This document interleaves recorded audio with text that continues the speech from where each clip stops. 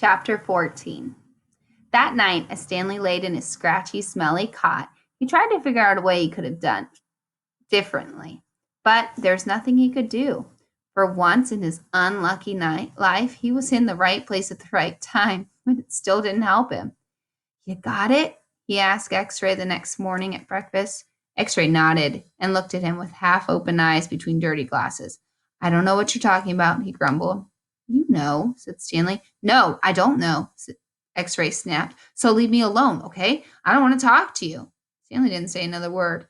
Mr. Sir marched the boys out to the lake, chewing sunflower seeds along the way, spitting out the shells. He scraped the ground with his boot heel to mark where each boy was supposed to dig. Stanley stamped down on the back of his blade of the shovel, piercing the hard, dry earth. Couldn't figure out why X-Ray had snapped at him. If he wasn't going to produce the tube, why would he make Stanley give it to him? Was he just going to keep it? The tube was gold in color, but Stanley didn't think it was real gold. The water truck came a little bit after sunrise. Stanley finished the last drop of water and stepped out of his hole. At this time of day, Stanley could see in some distance the hills or mountains on the other side of the lake. He was only visible for a short while and would disappear at the haze of heat and sun. The truck stopped. The dust cloud drifted past. X-Ray took his place in the front of the line. Mr. Pendensky filled the canteens. Thanks, Mom, X-Ray said. He didn't mention the tube. Mr. Pendensky filled the canteens and then climbed back in the cab of the pickup. He still had water to bring to Group E. Stanley could see them digging 200 yards away. Mr. Pendensky! X-Ray shouted from his hole. Wait, Mr. Pendensky, I think I found something. The boys all followed Mr. Pendensky as he walked over to X-Ray's hole. Stanley could see the gold tube sticking out of some dirt at the end of X-Ray's shovel.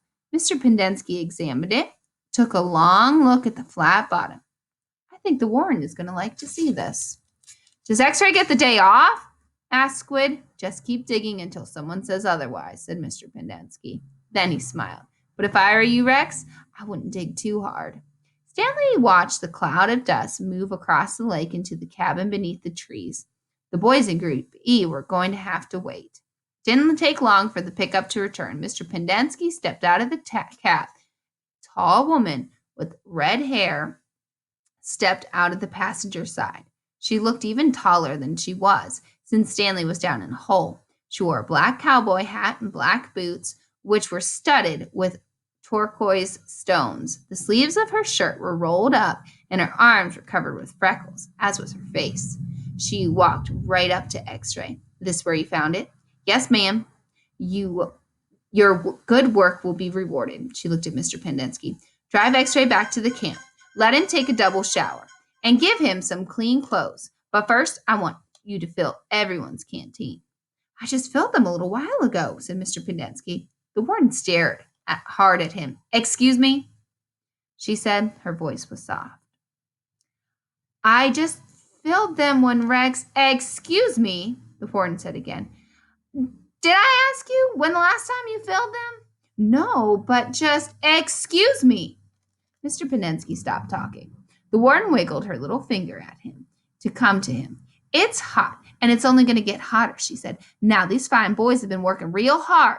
You don't think that they might be possible that they might have a drink since you last filled their canteens? Mr. Pendensky said nothing. The warden turned to Stanley. Caveman, will you come here, please? Stanley was surprised she knew his name. He never seen her until she stepped out of the truck. He didn't even know who the warden was a woman. He nervously went to her. Mr. Pendensky, I have been having a discussion. Have you taken a drink since Mr. Pendensky last filled your canteen?